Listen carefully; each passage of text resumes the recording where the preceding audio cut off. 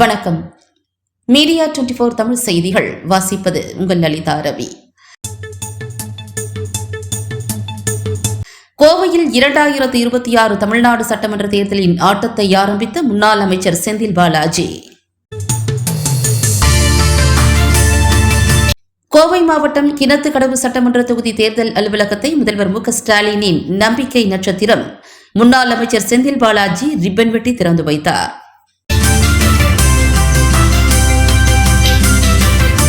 தேர்தல் அலுவலகத்தை திறந்து வைக்க வந்த முன்னாள் அமைச்சர் செந்தில் பாலாஜிக்கு கிணத்துக்கடவு சட்டமன்ற தொகுதி நிர்வாகிகள் உற்சாக வரவேற்பு.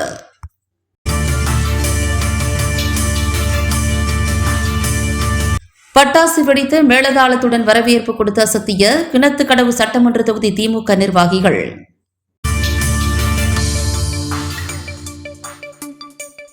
தேர்தல் அலுவலகத்தை திறந்து வைக்க வந்த செந்தில் பாலாஜியை பார்த்ததும் உற்சாகமடைந்த திமுக நிர்வாகிகள் மற்றும் தொண்டர்கள்.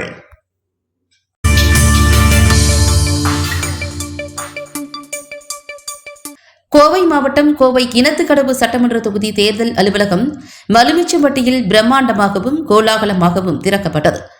தேர்தல் அலுவலக திறப்பு விழா நிகழ்ச்சியில் மதுக்கரை கிழக்கு ஒன்றிய பொறுப்பாளர் பி. திருமூர்த்தி வரவேற்புரையாற்ற கோவை தெற்கு மாவட்ட கழக செயலாளர் தளபதி முருகேசன் முன்னிலை வகிக்க வடக்கு மாவட்ட செயலாளர் தொண்டாமுத்தூர் ரவி, திராவிட முன்னேற்ற கழகத்தின் மாநில மாணவர் அணி செயலாளர், கழகத்தின் இளம் புயல் இரா, ராஜீவ்காந்தி ஆகியோர் சிறப்பு அழைப்பாளர்களாக கலந்து கொள்ள திராவிட முன்னேற்ற கழகத்தின் தலைவரும் இந்திய நாட்டில் உள்ள அனைத்து மாநில முதல்வர்களையும் தமிழ்நாட்டை திரும்பி பார்க்க வைத்த திராவிட மாடல் அரசின் மாண்புமிகு தமிழ்நாடு முதல்வர் மு.க.ஸ்டாலின் அவர்களின் நம்பிக்கை நட்சத்திரமும் போர்ப்படை தளபதியும் முன்னாள் அமைச்சருமான மேற்கு மண்டல பொறுப்பாளர் திரு வி. செந்தில் பாலாஜி கிணத்துக்கடவு சட்டமன்ற தொகுதி தேர்தல் அலுவலகத்தை தொண்டர்கள் வெள்ளத்தில் நீந்தி வந்து ரிப்பன் வெட்டி திறந்து வைத்தார்.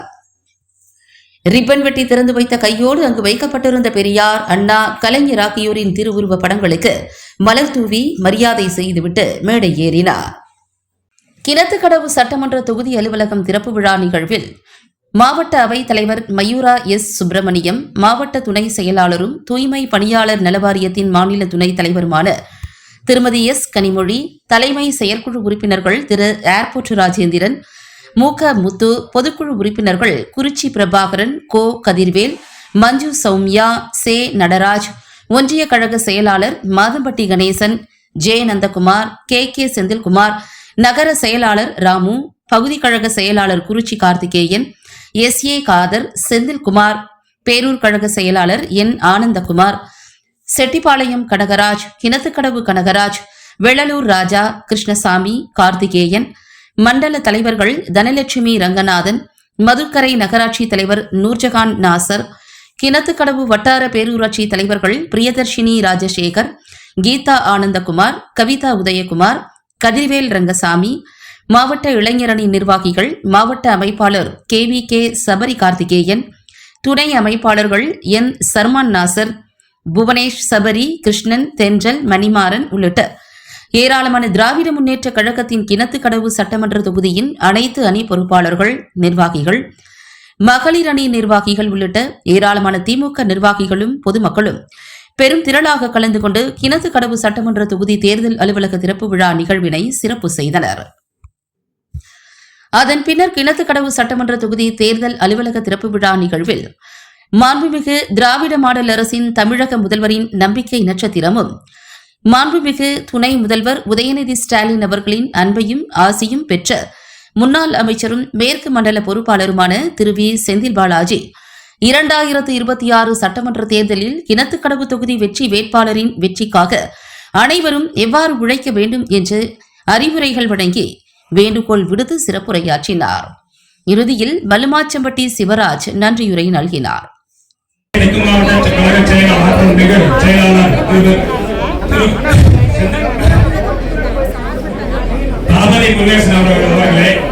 இந்த கூட்டத்திற்கு வருகை புரிந்த மாநகராட்சி, நகராட்சி, பேரூராட்சி, ஒன்றிய, நகர, கழக பொதுக்குழு உறுப்பினர்கள், மகளிர் அணி மற்றும் PA2 முகவர்கள் அனைவருக்கும் வருக வருக என வரவேற்கிறோம். சாதில் தொடரட்டும், தமிழ்நாடு வெல்லட்டும். அடுத்தபடியாக மாவட்ட கழகத்துடைய செயலாளர் தளபதி முருகேசன்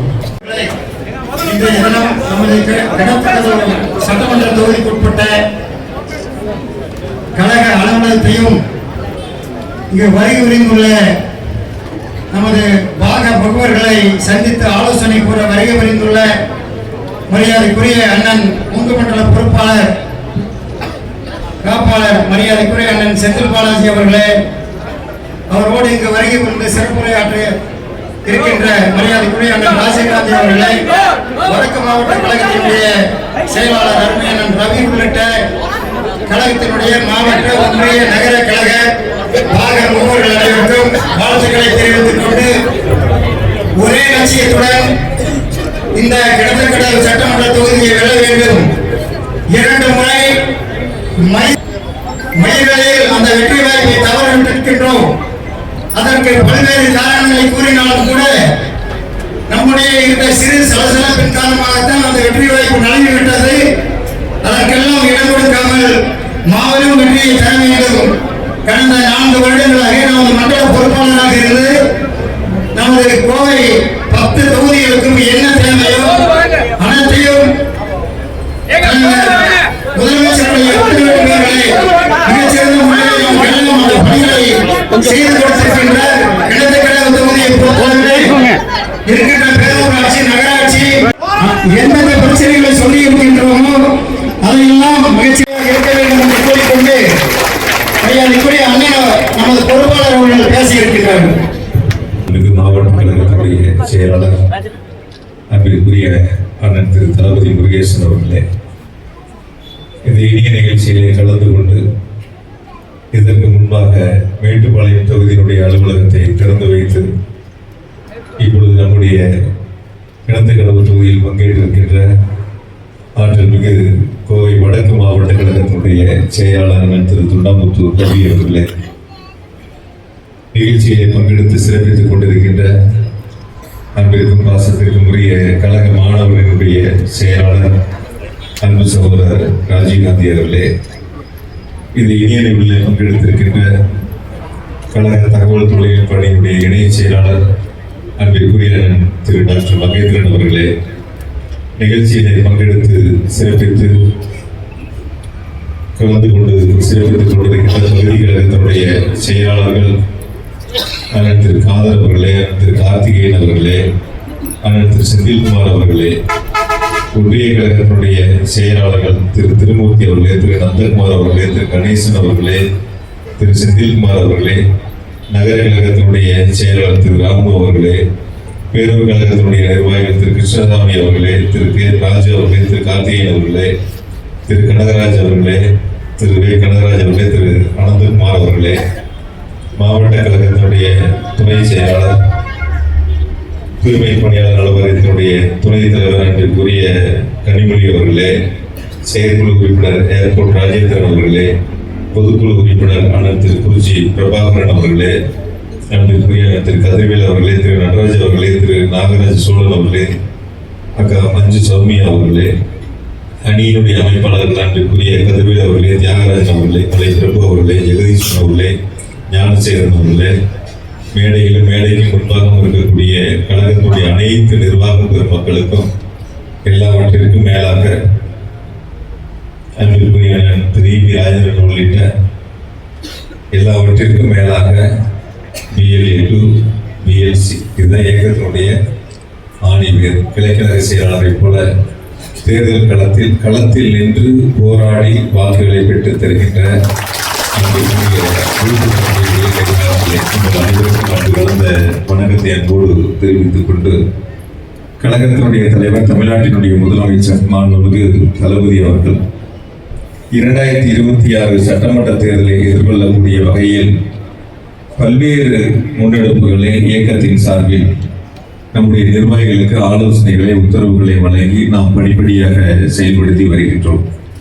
அந்த வகையில் ஏறத்தாழ தேர்தல் காலத்திற்கு ஒரு 6 மாதத்திற்கு முன்பாக தேர்தல் பணிகளை தொடங்கக்கூடிய சூழலை மாற்றி குறிப்பாக ஏறத்தாழ ஓராண்டுகளுக்கு மேலாகவே நாம் தேர்தல் பணிகளை முன்னதாகவே தொடங்கி அனைத்து நிலைகளிலும் பல்வேறு மாநாடுகள், இளைஞரணி மாநாடு, மகளிரணி மாநாடு, BLA 2 BLC மாநாடுகள் இப்படி தொடர்ச்சியாக இயக்கத்தை வலுவோடும் இயக்கத்தை தேர்தலுக்கும் தயார்படுத்தி வருகின்ற முதலமைச்சர் நம்முடைய கழக தலைவர் மாண்புமிகு தளபதி அவர்கள் 234 தொகுதிகளிலும் குறிப்பாக நம்முடைய கழக தலைவர் அவர்கள் அறிவிக்கின்ற நம் இயக்கத்தை சார்ந்த வேட்பாளர்கள், தோழமையை சார்ந்த வேட்பாளர்கள் மகத்தான வெற்றி பெற வேண்டும் என்ற சீரிய நோக்கத்தோடு நம்முடைய கோவை மாவட்டத்தில் குறிப்பாக 10 தொகுதிகளிலும் நம்முடைய மாண்பு முதலமைச்சர்கள் அறிவிக்கின்ற வேட்பாளர்கள் மகத்தான வெற்றி பெற வேண்டும் என்ற நோக்கத்தோடு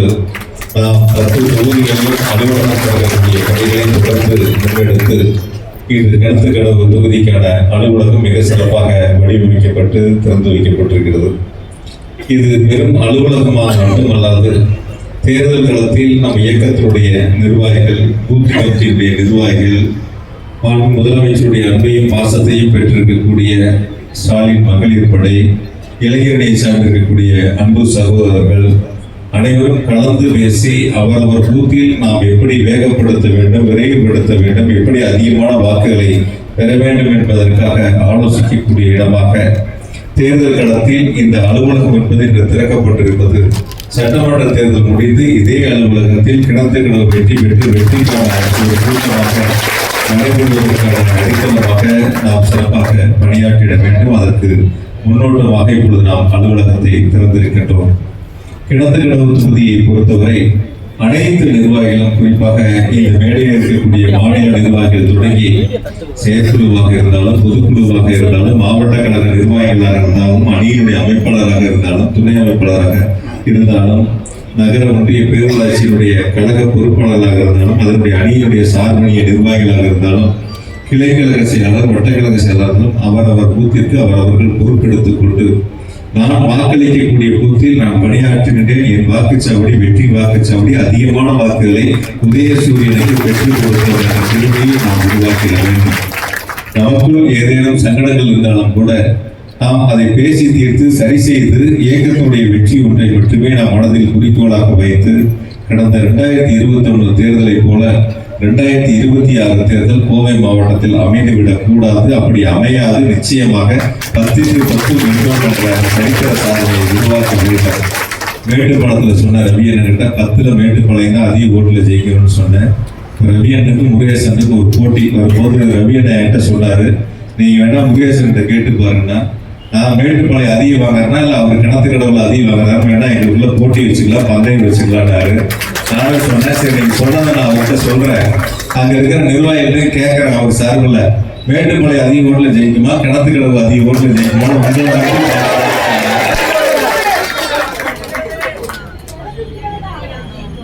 நான் தான் சொன்னேன், கிணத்துக்கடவு நம்பி நான் பந்தயம் கட்டுறேன், ரெடியா இருக்கேன்.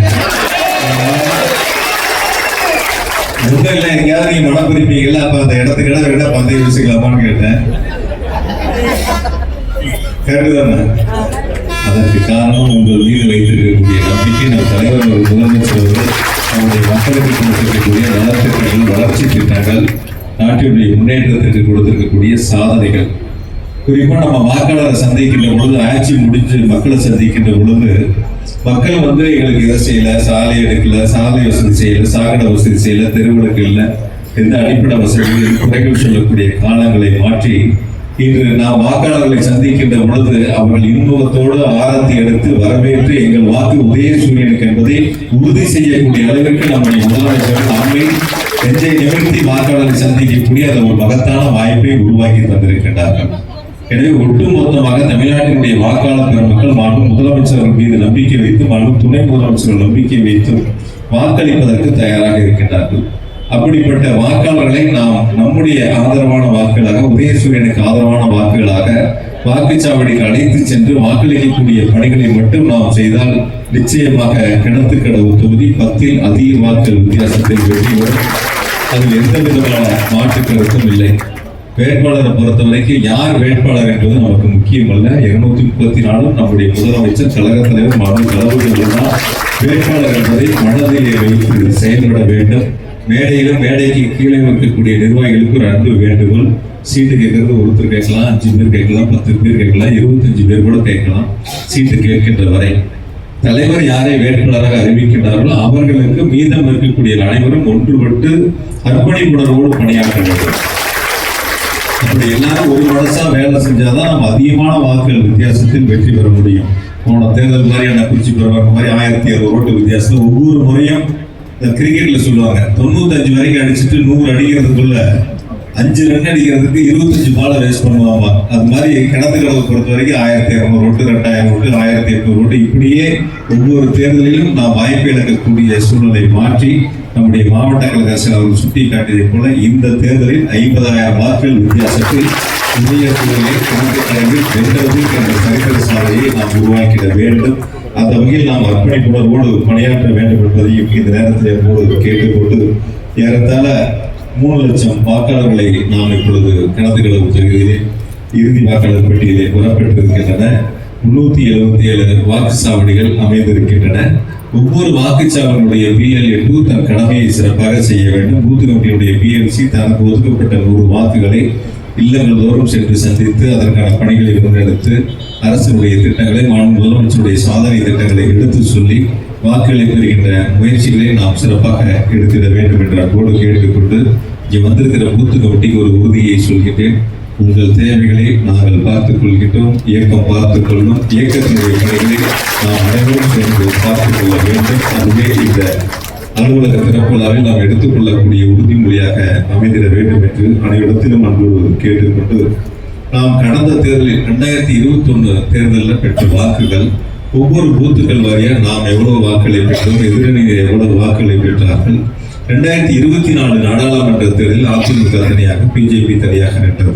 அந்த இரண்டையும் சேர்த்தால் அவருடைய வாக்குகள் எவ்வளவு, நாம் எவ்வளவு வாக்களை 24 பெற்றோம், அதில் என்ன வித்தியாசம், எதனால் நம்முடைய பூத்தில் நாம் வாக்களை குறைந்து பெற்றிருக்கின்றோம், இந்த தேர்தலில் அதை முழுமையாக பெறுவதற்கு என்ன செய்ய வேண்டும், எத்தனை குடும்பங்களை சந்திக்க வேண்டும், எத்தனை வாக்காளர்களை நாம் நேரில் பார்த்து அந்த சாதனைகளை எடுத்து சொல்ல வேண்டும், அவருடைய வாக்களை நாம் பெறுவதற்கு முயற்சி எடுக்க வேண்டும் எல்லாம் கவனத்திலே கொண்டு ஏதோ போரோட நிர்வாகிகள் நாம் வீடு வாரியாக சென்று தலைவருடைய கட்டளைப்படி முதலமைச்சருடைய கட்டளைப்படி வாக்காளர்களை சந்திக்கின்ற பொழுது குறைந்தபட்சம் ஒரு வீட்டிற்கு 5 நிமிடம் நாம் செலவழிக்க வேண்டும்.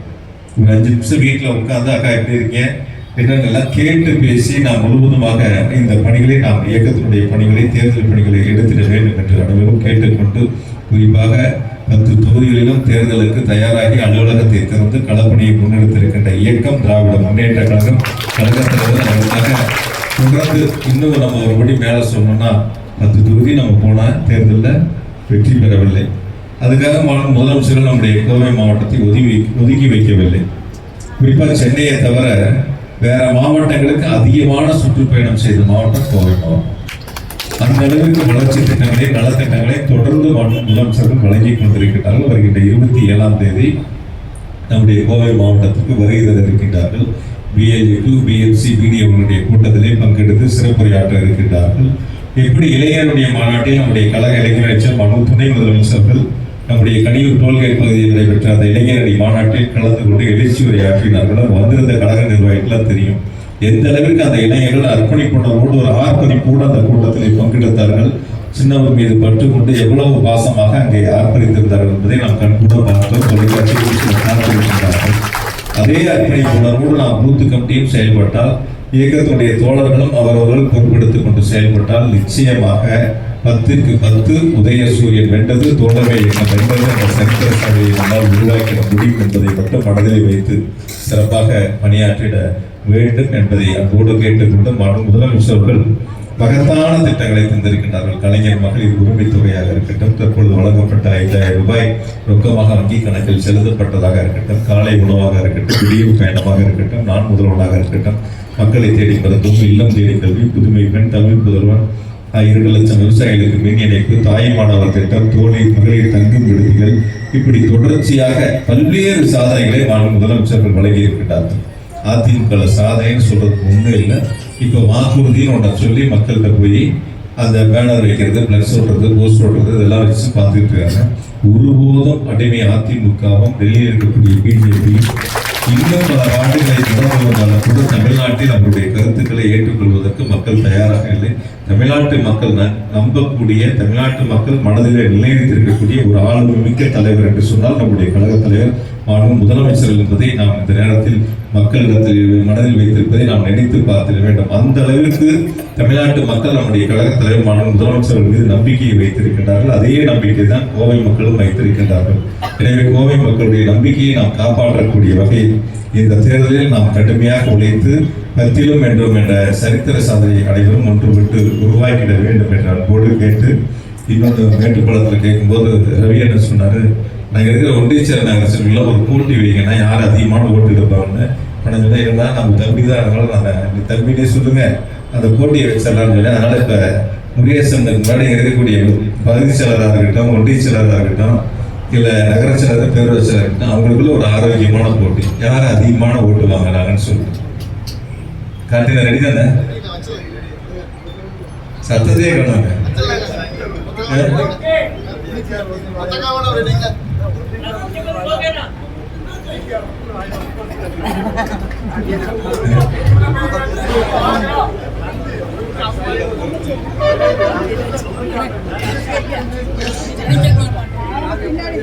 இல்ல சபரி என்ன சொல்றாரு, நாங்க கழகத்துக்குனே இளைஞரடி பணியாற்றுவதற்கு ரெடி, நாங்க வேணா போட்டிக்கு தயாரா இருக்கங்கிறாரு. உங்களோட சத்தம் அதிகமா இருக்கு, மகளிர் பணியோட சத்தம் வந்து அதிகமா இருக்கு. அதனால நிச்சயமாக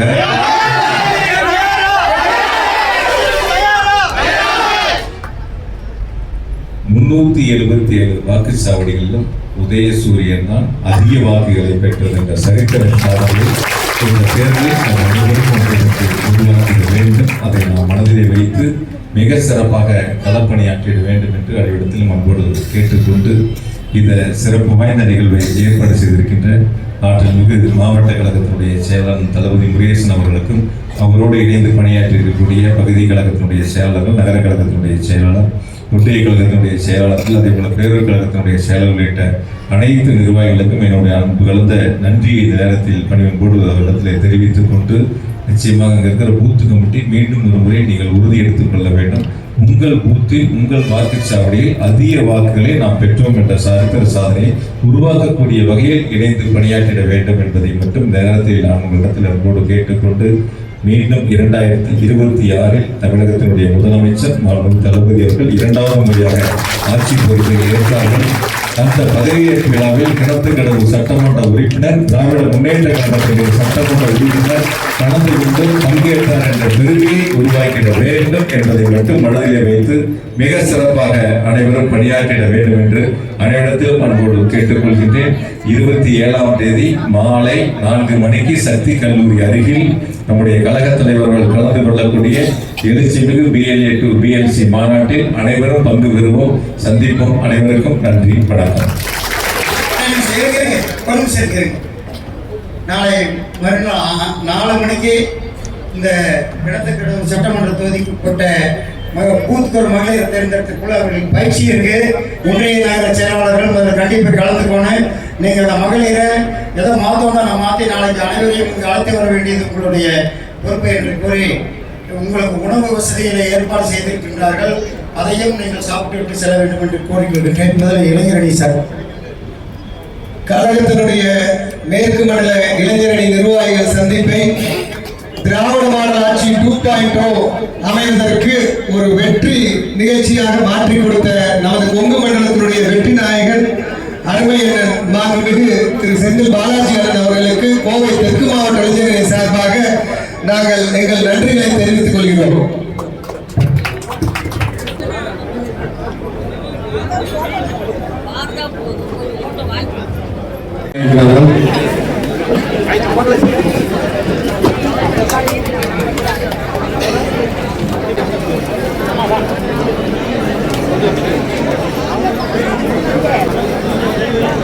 தலைமை செயற்குழுவிற்காக தேர்ந்தெடுக்கப்பட்ட சுரேஷ் அவர்கள் மாண்புமிகு அமைச்சர் திருமதி சாமிக்கு பாராட்டு பெறுகிறார்.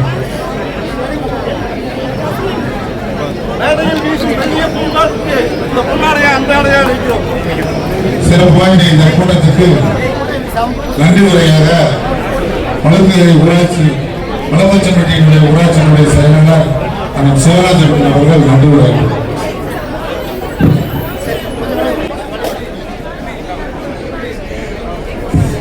கிணத்துக்கடவு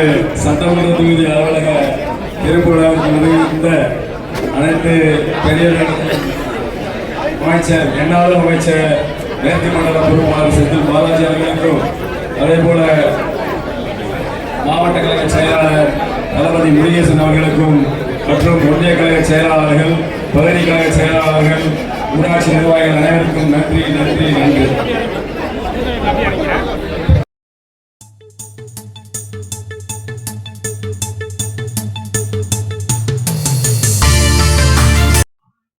மீடியா 24 தமிழ் செய்திகளுக்காக கிணத்துக்கடவு சட்டமன்ற தொகுதி தேர்தல் அலுவலக திறப்பு விழா களத்திலிருந்து எக்ஸ்க்ளூசிவ் ஒளிப்பதிவுடன் தலைமை செய்தியாளர் அதிரடி காளிதாஸ்.